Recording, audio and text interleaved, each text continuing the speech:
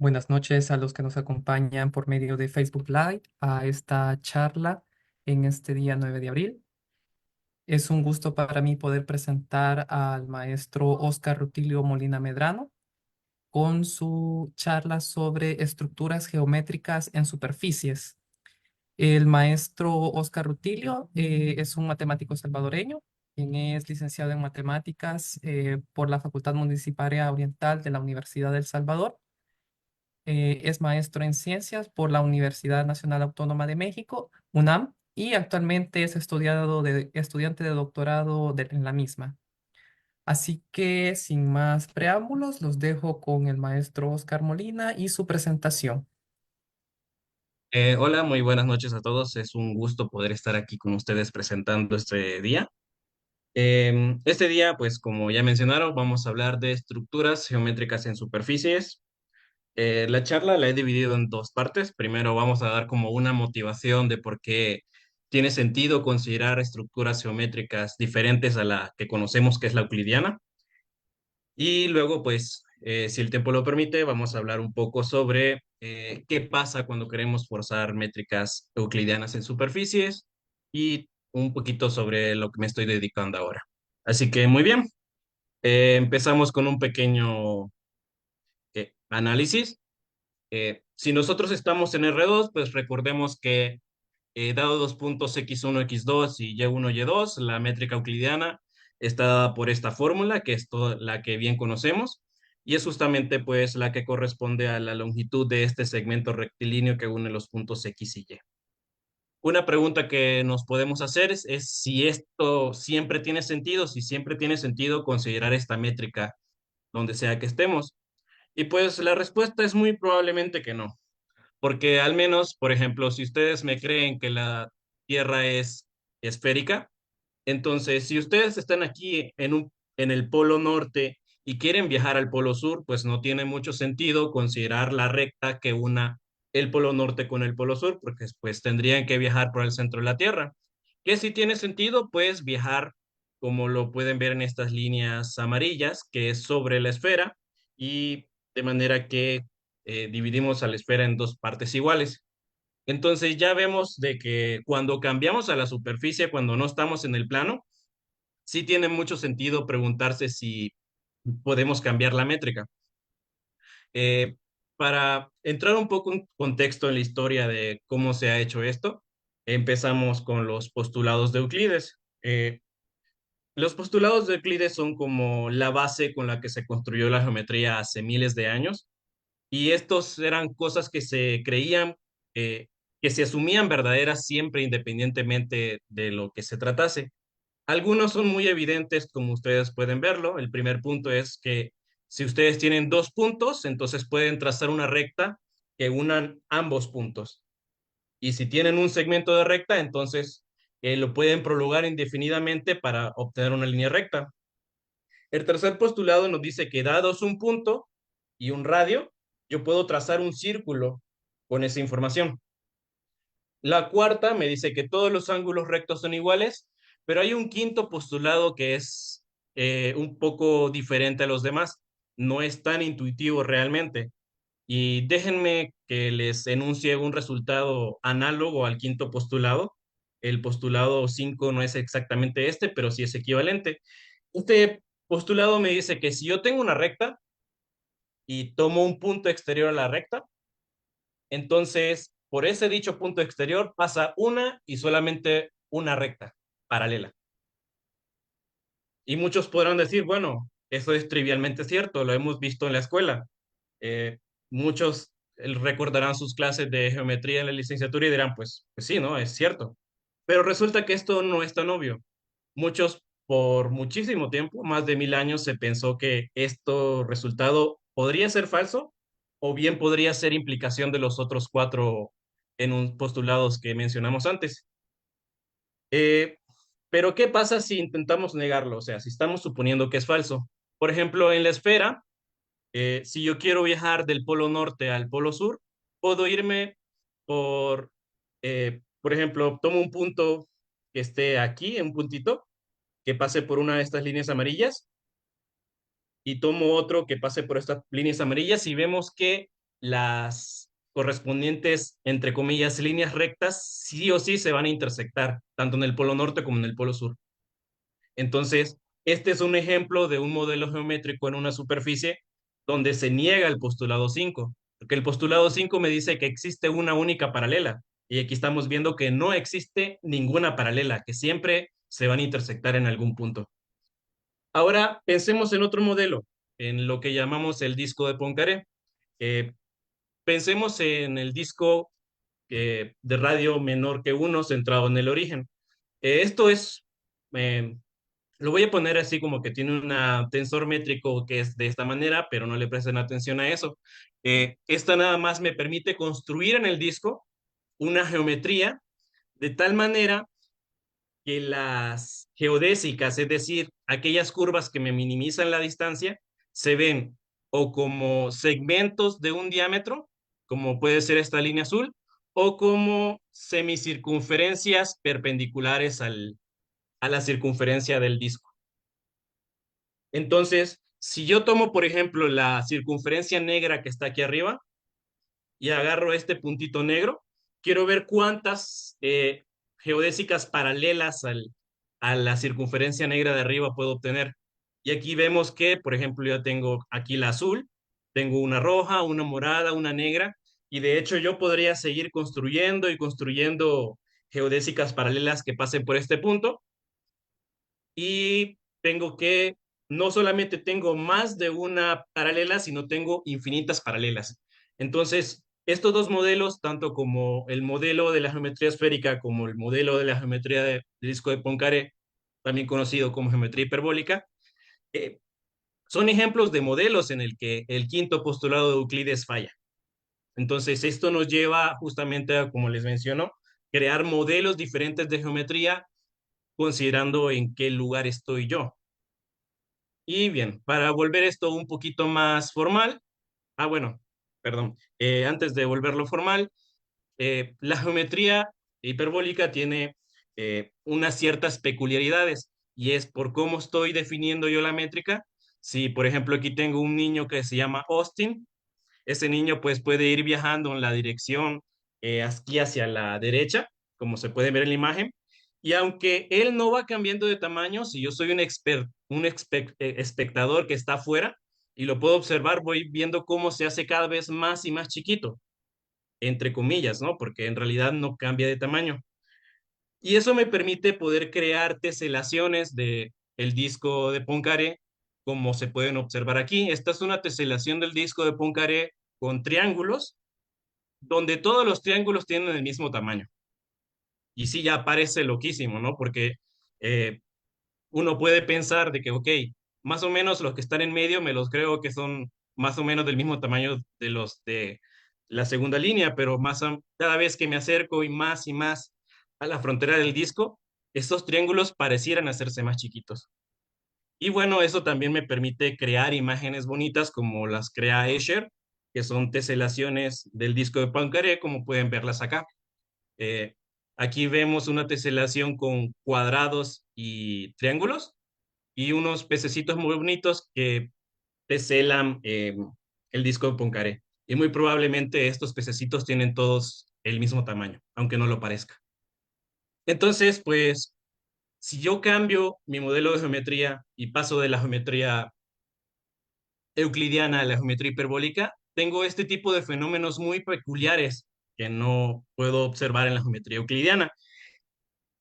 Así que, bueno, ahora sí, vamos a formalizar un poco las cosas. Vamos a definir qué es una superficie. Una superficie lo voy a estar definiendo como un espacio topológico outdoor segundo numerable, junto con una colección de cartas que satisfacen estas tres cosas. Lo primero es que quiero que cada uno del dominio de estas cartas cubra a todo el espacio, y quiero que cada uno de estos phi sub i sea un homeomorfismo.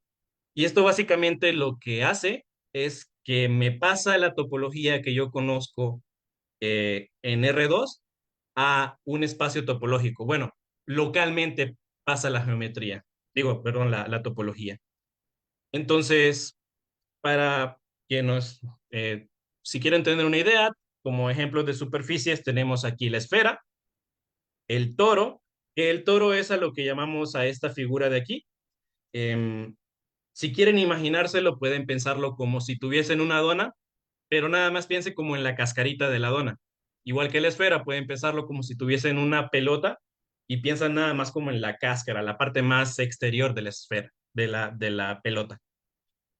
Entonces, a partir de la esfera y el toro, yo puedo construir nuevas superficies. ¿Cómo lo hago? Pues pegando ya sea esferas o pegando toros.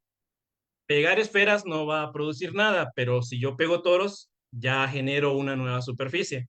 Por ejemplo, aquí tengo aquí abajo la superficie de género 3, que es la superficie que yo obtengo cuando pego tres toros, ¿sí? De manera, entre comillas, bonita. Entonces, superficies son eso, son espacios topológicos que localmente son R2. Ahora, ¿qué es una estructura geométrica? Bueno, aquí pongo la definición más o menos formal, pero una estructura geométrica intenta como copiar lo que hice para las superficies, pero ahora en lugar de jalarme la topología, me voy a jalar la geometría del lugar en el que esté. Y tengo tres modelos de geometría. Tengo la geometría en R2, que es la geometría euclidiana, la geometría en el disco, que es la geometría hiperbólica, y la geometría en la esfera, que es pues la geometría esférica o elíptica. Entonces, voy a definirlo más o menos igual que como definí para superficies, pero ahora voy a pedir una condición más. Y la condición es que siempre que yo cambie de coordenadas, por ejemplo, si tengo aquí dos abiertitos que se intersectan, vemos el abiertito verde y el abiertito morado que se intersectan aquí en lo celeste, entonces yo puedo considerar una función que me mande esta imagen de esta intersección en la imagen bajo la otra carta. Entonces lo que voy a pedir es que esta transformación que me manda este pedazo en este pedazo sea una isometría del espacio en el que estoy, ya sea el espacio euclidiano, el disco de Poincaré o la esfera. Entonces así es como yo jalo el modelo de geometría que tengo uno de esos tres a superficies. Ahora, por ejemplo, ¿cómo doto yo de una geometría plana al toro, a la cascarita de la dona? Pues para los que ya lo sepan, pues una manera que yo tengo de construir este toro es agarrar un cuadrado o un rectángulo e identificar lados opuestos. ¿Qué pasa si yo agarro una hoja e identifico este lado derecho con este lado izquierdo? Pues lo que obtengo es un cilindro. Y aquí ya no lo puedo deformar más porque el papel no me lo permite, pero si ahora identifico esta tapa del cilindro con esta otra tapa del cilindro, pueden imaginarse que obtenemos la figura que vemos aquí a la derecha, que es el toro. Entonces, podemos hacer cuentas y ver que esta identificación que estoy haciendo me permite jalarme la geometría que yo tengo aquí en este rectángulo a la geometría que tengo en el toro. Entonces, ese es un ejemplo de dotar al toro con una estructura geométrica plana o euclidiana. Em, Ahora se lo pueden preguntar, ¿y qué pasa si intento hacerlo para otros tipos de superficies? O sea, aquí estoy pegando un cuadrado, un rectángulo, pero ¿qué pasa si lo intento hacer con otra figura? Por ejemplo, ¿qué pasa si lo intento hacer con un octágono? Aquí ya no es tan obvio que cuando yo hago las identificaciones que vemos en la pantalla, me va a dar la superficie género 2, pero pueden creérmelo, sí lo va a dar. Y si alguien conoce, por ejemplo, la característica de Euler, pueden hacer las cuentas y eso les va a decir que esta superficie que estoy obteniendo de identificar el octágono es una superficie de género 2. Pero bien, el punto es el siguiente. Si ustedes identifican como lo estamos viendo aquí en la pantalla, yo esperaría que eso me diese una estructura geométrica en, en la superficie de género 2. Pero hay un problema, que si yo lo identifico como lo están viendo, entonces cada uno de los vértices del polígono se va a identificar a un solo punto aquí en la superficie de la derecha. Pero hay un problema, porque si recordamos nuestros cursos de geometría, cuando yo haga la suma de todos estos ángulos, me va a dar 6pi. Y eso no puede ser posible porque a mí me gustaría que si yo quiero dotar a una superficie con una estructura métrica euclidiana, si yo me pongo en un puntito y encuentro el ángulo total de darle una vuelta a ese puntito, quisiera que eso fuese 2pi o 360 grados. No es a lo que estamos acostumbrados en la geometría euclidiana. Pero este es un ejemplo de algo que no va a poder hacerse así. Siempre van a tener un punto problemático si lo intentan hacer. Ahora, ¿qué me dice esto? Esto me dice, bueno, a lo mejor la geometría euclidiana no es la mejor para poder dotar de una estructura geométrica a la superficie de género 2. Pues sí, resulta que si yo ahora intento dotarlo de una geometría hiperbólica, en el disco de Poincaré usando geometría hiperbólica, y perdón, pero no voy a dar los mayores detalles, pero si quieren les puede servir como una motivación para aprender un poco de geometría hiperbólica, que es muy bonita. Pero en la geometría hiperbólica yo puedo construir un octágono regular donde todos los ángulos internos sean iguales a pi sobre 4. Entonces, ¿qué va a pasar? De nuevo, como estoy identificando los lados de un octágono de manera bonita, esto me va a producir una superficie de género 2. Pero, de nuevo, se van a identificar todos los vértices de este polígono, de este octágono. Pero, como cada uno de estos ángulos mide pi sobre 4, cuando yo sume la vecindad angular de ese puntito, ya me va a dar 2pi o 360 grados, que es lo normal.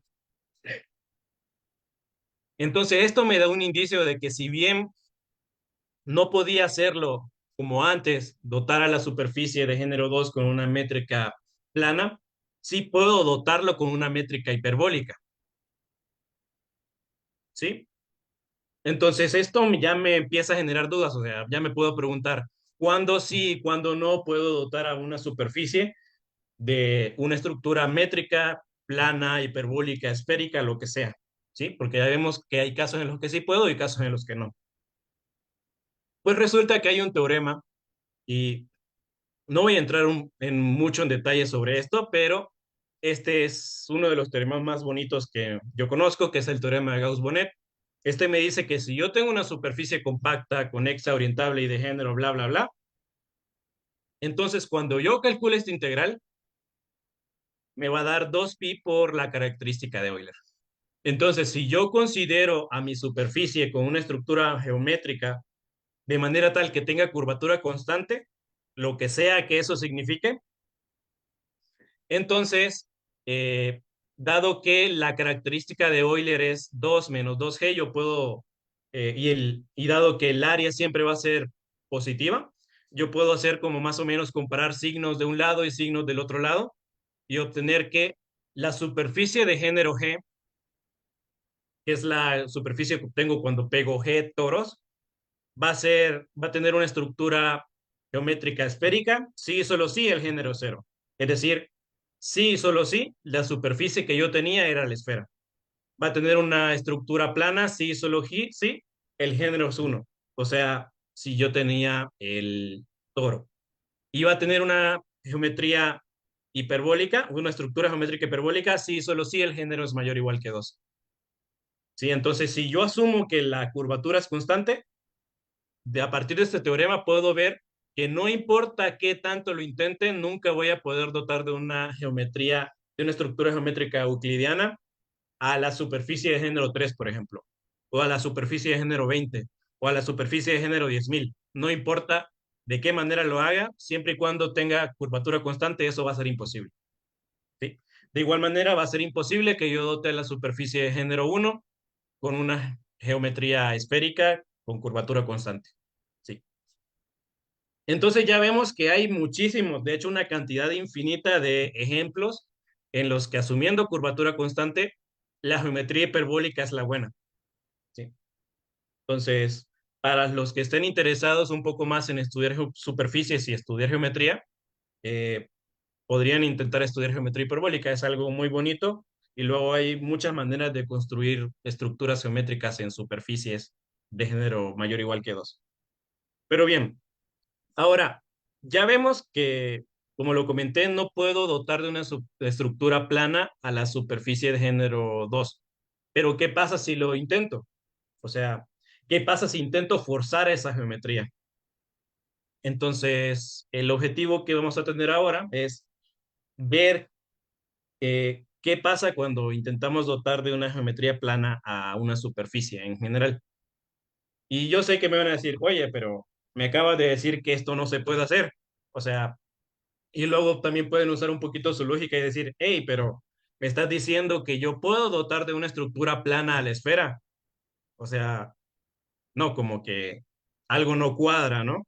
Porque la esfera pues no es plana. Pero no, lo que quiero es, en este caso, si volvemos al ejemplo anterior, el punto problemático aquí era justamente este vértice que se identificaban todos, ¿no? En un solo puntito. ¿Qué pasa si yo vengo y quito ese puntito? Aquí ahorita no le puedo hacer dibujos porque tuvimos un par de problemas técnicos, pero si yo tomo un punto dentro del octágono, puedo ver que sin problema voy a tener una geometría euclidiana dentro. Si yo tomo un punto dentro de una de las aristas, que no sea el vértice, también lo voy a poder hacer. Entonces, el único punto problemático aquí es ese vértice esos vértices que se están identificando un solo punto. Entonces, si yo logro dotar a la superficie, excepto ese punto de una geometría euclidiana, pues ya gané. Pues bien, entonces eso nos lleva a una definición y es lo que conocemos como superficie de traslación. Es una manera de dotar, como les digo, a las superficies de una estructura geométrica euclidiana o plana. Tenemos tres maneras de hacerlo. Una manera que solemos llamar constructiva, que es pegando polígonos, que es justamente lo que hemos estado haciendo en los ejemplos anteriores. Una llamada una forma geométrica de hacerlo, que es dando cartas, y una manera analítica. No importa cuál de estas formas ustedes elijan para construir la superficie, todas van a ser equivalentes. Si yo construyo una superficie con el método constructivo, voy a obtener una con el método geométrico y con el método analítico. Todas son equivalentes. Entonces pueden pensarlo como si fuese el monstruo este al que enfrenta Godzilla, el llamado King Ghidorah, el dragón este de tres cabezas, ¿no? En este caso, las superficies de traslación van a ser como este monstruo. O sea, van a ser todas partes de un solo objeto, pero van a tener tres cabezas diferentes. Una representando las superficies de traslación obtenidas mediante una forma constructiva, mediante una forma analítica y mediante una forma geométrica. ¿Sí? Si bien son diferentes a priori, todas forman parte del mundo de las superficies de traslación y son la misma. Bien, ahora empecemos a hablar un poco de qué es esto de la forma constructiva que yo menciono. Em, y aquí sí me disculpo porque yo había dejado un espacio para hacer dibujitos, pero pues como digo, tuvimos problemas técnicos, pero déjenme se los cuento. Si ustedes tienen una colección de polígonos, justamente como lo teníamos aquí, ¿sí? Ustedes pueden identificar lados opuestos. Por ejemplo, aquí estoy identificando lado A con lado A, lado B con lado B, lado C con el C, el D con el D, y los puedo identificar de manera que los identifique mediante una traslación. ¿Qué quiere decir? O sea, si ven acá, como tengo un polígono regular, el lado A de abajo y el lado de B de arriba son segmentos de rectas que yo puedo enviar el de abajo en el de arriba mediante una traslación de R2, ¿sí? Igual el lado C de la izquierda lo puedo enviar al lado C de la derecha mediante una traslación de R2. Entonces, básicamente la forma constructiva de crear superficie de traslación es teniendo esto, una colección de polígonos y pego los lados dos a dos mediante traslaciones. Ahora, si yo pego lados con traslaciones, entonces puedo considerar la unión de los polígonos e identificar puntos, ¿no? O sea, tengo un espacio cociente. Y podemos ver que este cociente en el interior de cada polígono es inyectivo. O sea, no hay problema. Un punto se va a identificar con un único punto. en cada lado de las aristas que no sean los vértices, la proyección o el cociente va a ser 2:1, ¿sí? Justo porque un puntito acá del lado A se va a identificar con su trasladado aquí en el lado A de abajo. El problema es los vértices, como ya vimos antes. Los vértices pueden identificarse, como en el caso del octágono, un 8:1, o puede ser 4:1, puede ser 12:1, pueden ser un montón. Por ejemplo, aquí teníamos un ejemplo donde los vértices, la proyección aquí era 8:1. Y aquí hay un ejemplo donde la proyección es infinito a 1. Entonces, seguimos viendo que el único punto problemático que tenemos para dotar a, a la superficie de una estructura geométrica plana es ese puntito. Y en este caso que estamos viendo aquí es mucho más difícil, porque en esos puntitos que se está identificando infinito a 1, ni siquiera voy a tener, o sea, ese punto no es de una superficie, porque por definición las superficies son eh, localmente compactas. Y como estoy identificando algo infinito, una vecindad infinito a 1 de R2, no voy a poder tener una vecindad de este puntito rojo que sea localmente compacta. Entonces, eh, tenemos que encontrar una manera de lidiar con estos puntos problemáticos. Así que lo que voy a hacer es ponerles nombre a los puntos. Voy a decir que un punto es de grado finito, sí, y solo sí. La identificación que hago es n/1 con n finito. Y de otra manera voy a decir que es de grado infinito. Entonces, en este ejemplo, este puntito rojo que ven aquí identificándose va a ser un punto, un vértice de grado infinito. Y en el caso del octágono, los vértices del octágono que se identifican son 8 en un solo punto. Entonces tengo un vértice de grado finito. ¿Sí? Ok. Entonces, ¿cómo construyo yo la superficie de traslación? Lo que voy a hacer es agarro la colección de polígonos, identifico mediante una traslación como lo vimos antes, y voy a quitar todos los vértices de grado infinito. ¿Sí? Eso me debería dar lo que yo estoy definiendo como una superficie de traslación. Ahora, ¿qué pasa con esos vértices de grado finito? Pues resulta que hay un teorema, bueno, en este caso un lema, que me dice que si yo sumo los ángulos de esos vértices que estoy identificando, siempre me va a dar un múltiplo entero de 2pi. ¿Sí? Entonces, si en este caso, como lo vemos aquí, este 2kv por pi, que es la suma de los ángulos de los vértices que identifico, si ese k es igual a 1, no hay ningún problema. Puedo dotar a una vecindad de ese punto con una estructura métrica euclidiana. El problema es si es mayor que 2, como en el caso que vimos del octágono, que era 6. Digo, que era 2pi la suma, entonces el k era 3. Entonces voy a empezar a llamarle no, voy a empezar a ponerle nombres. Si ese k es mayor que 1, entonces a este punto lo voy a llamar singularidad cónica de ángulo 2k por pi. De otro modo, voy a decir que es un punto regular, ¿sí? Entonces, básicamente, para dotar a la superficie de una estructura geométrica euclidiana, tengo que lidiar con las singularidades cónicas, ¿sí? Ah, bien. Ahora, veamos la definición geométrica, cómo doto a la superficie de una estructura geométrica euclidiana de otra manera que no sea pegando polígonos. Y es justamente mediante un atlas. Si recuerdan al inicio, más o menos dimos una definición de qué era una superficie y qué era una estructura geométrica. Pues la definición de qué es una superficie de traslación es más o menos lo mismo, pero ahora voy a pedir que los cambios de coordenadas sean traslaciones. Sí, es todo lo que pido. Si yo encuentro este atlas en el que los cambios de coordenadas son traslaciones, a este atlas le voy a llamar atlas de traslación. Entonces, ¿qué es una superficie de traslación? Pues es una tripleta.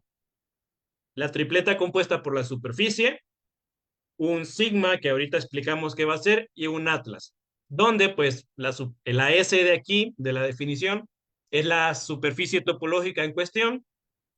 Este sigma es un conjunto discreto de la superficie que van a representar justamente las singularidades cónicas, y A es un atlas de traslación maximal en S menos las singularidades cónicas. Entonces, ¿qué es una superficie de traslación con la definición geométrica?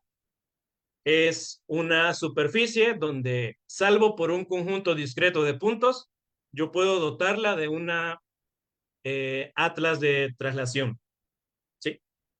Y particularmente ustedes pueden verificar que dado que las traslaciones son isometrías en el plano, entonces a la superficie menos este sigma lo estoy dotando de una estructura geométrica euclidiana, ¿sí?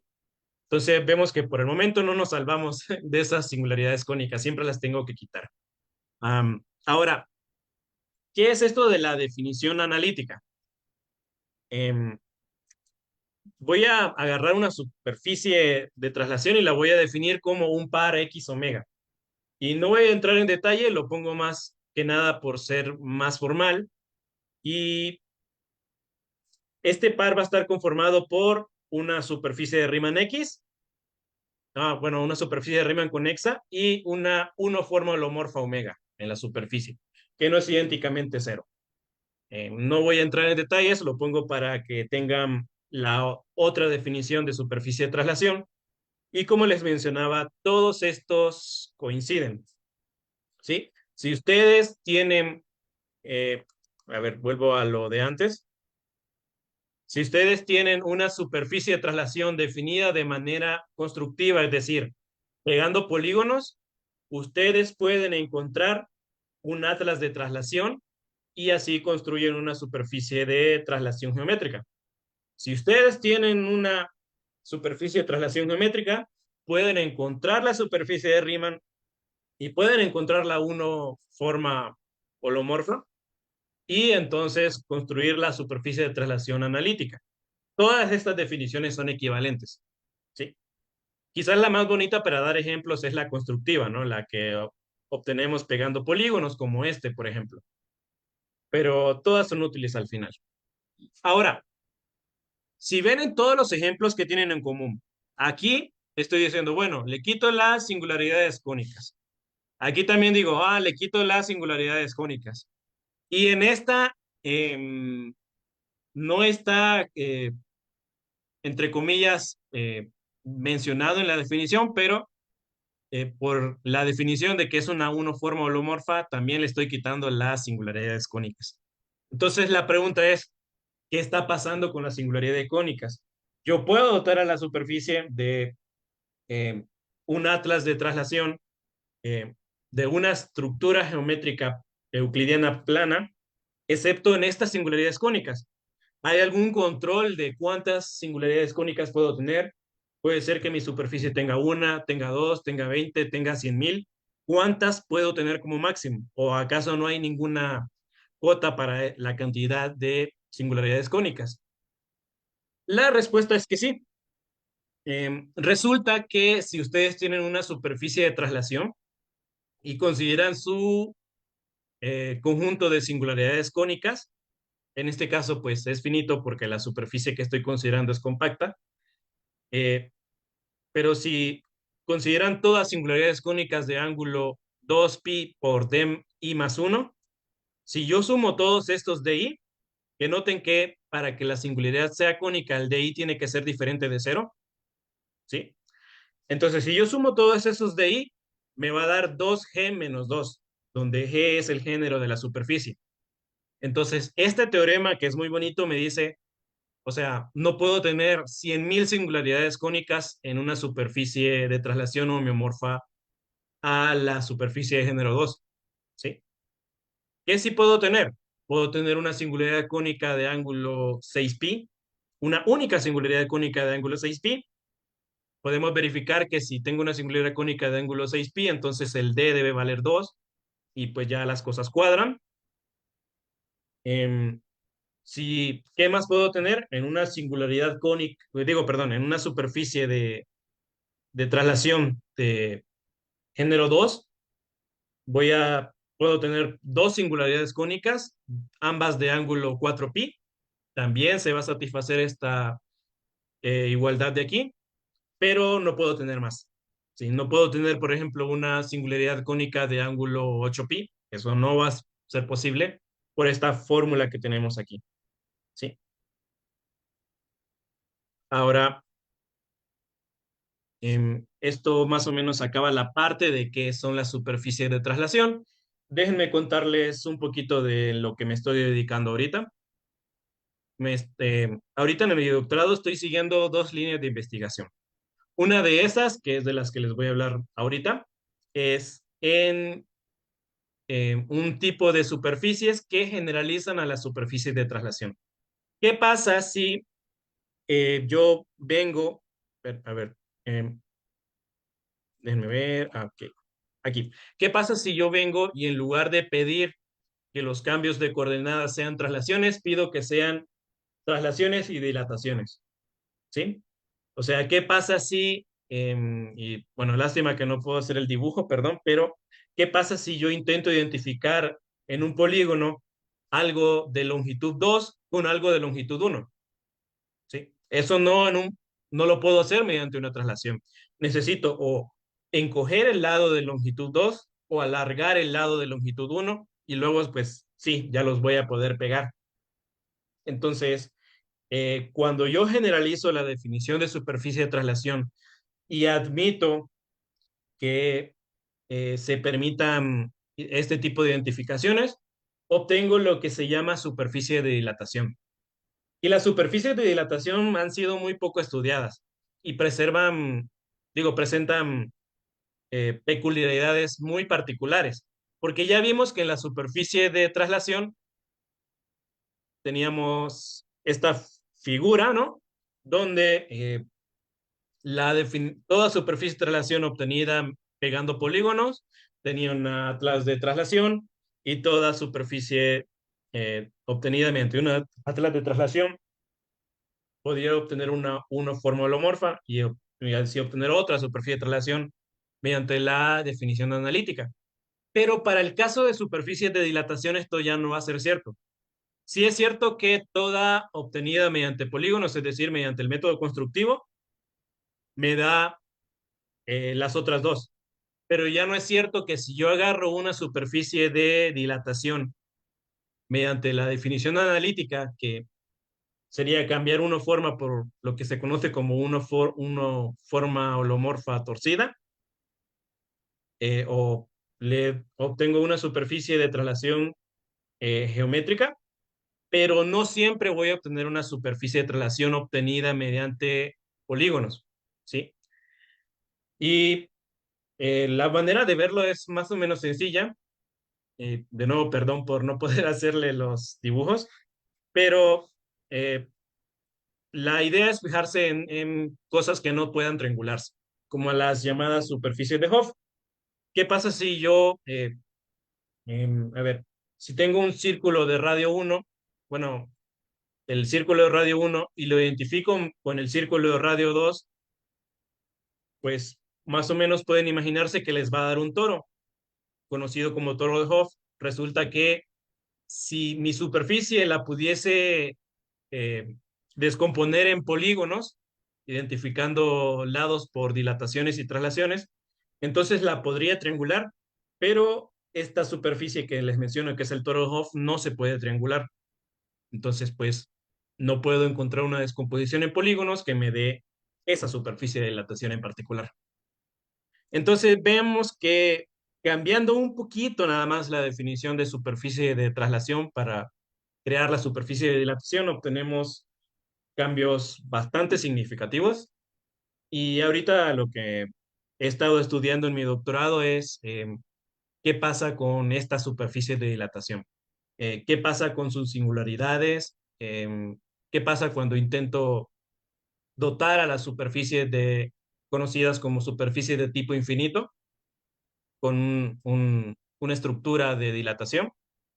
Son cosas muy interesantes que no han sido casi estudiadas, pero pues que yo estoy haciendo ahorita en mi doctorado. Y bueno, creo que si quieren algunas referencias, aquí tengo un par, luego se las puedo pasar y los dejo con una imagen de una teselación del disco de Poincaré mediante pajaritos que yo creo que se ve muy bonita.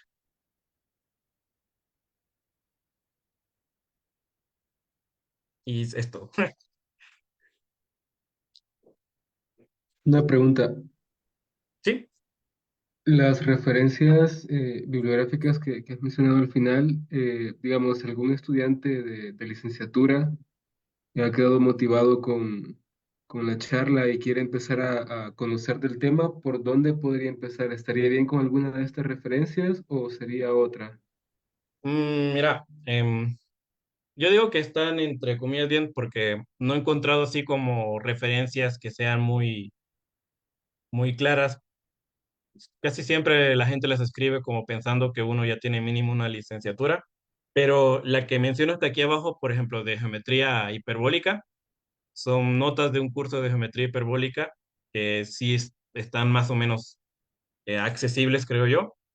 Y los del este de A Primer o Mapping Classroom está también accesible, pero sí te da un par de ideas de qué son este mundo de las superficies de traslación.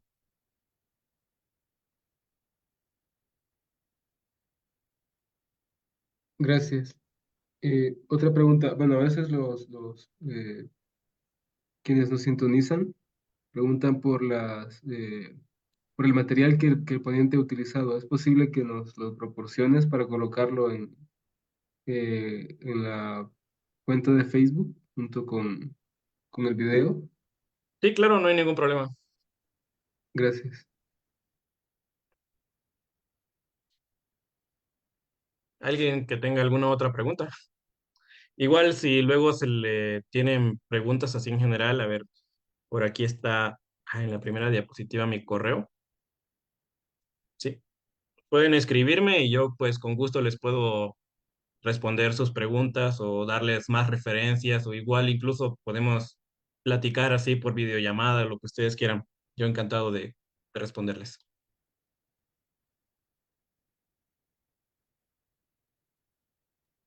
Muchas gracias. Bueno, al parecer en Facebook no tenemos preguntas.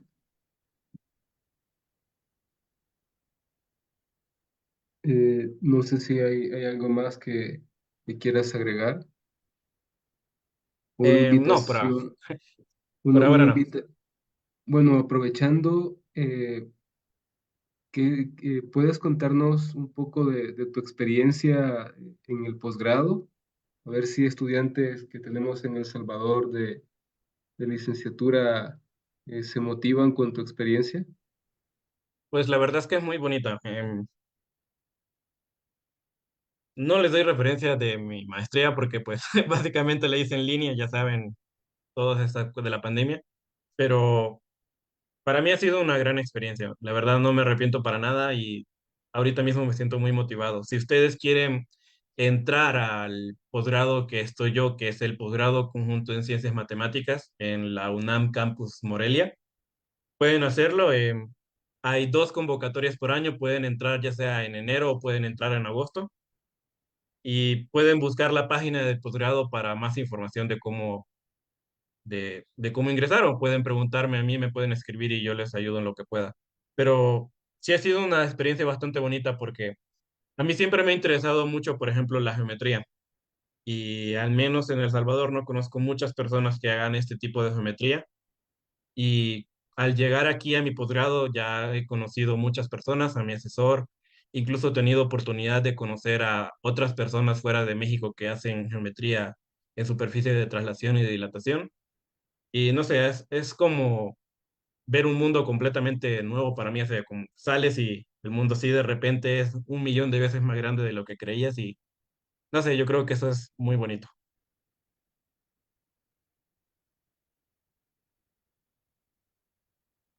Muchas gracias. Bueno, dejo a César para cerrar la sesión. Bueno, agradecer al maestro Oscar Molina en nombre de la Asociación de Matemáticos de El Salvador por esta charla que nos ha brindado muy interesante sobre las superficies geométricas.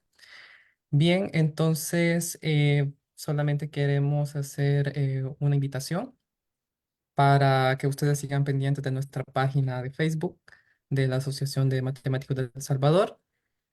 Próximo 16 de abril, pues vamos a tener otra charla denominada Investigaciones en el Aula de Matemática Salvadoreña a cargo del maestro Yeser Candray. Así que con esta invitación pues los dejo con esta invitación a todos los interesados en el área de matemática educativa y de igual forma pues vamos a tener próximamente otras charlas también, tanto de matemática pura como de otras áreas de la matemática. Así que nuevamente agradecer al maestro Oscar Molina por su participación y desearle el mayor de los éxitos en sus estudios de posgrado.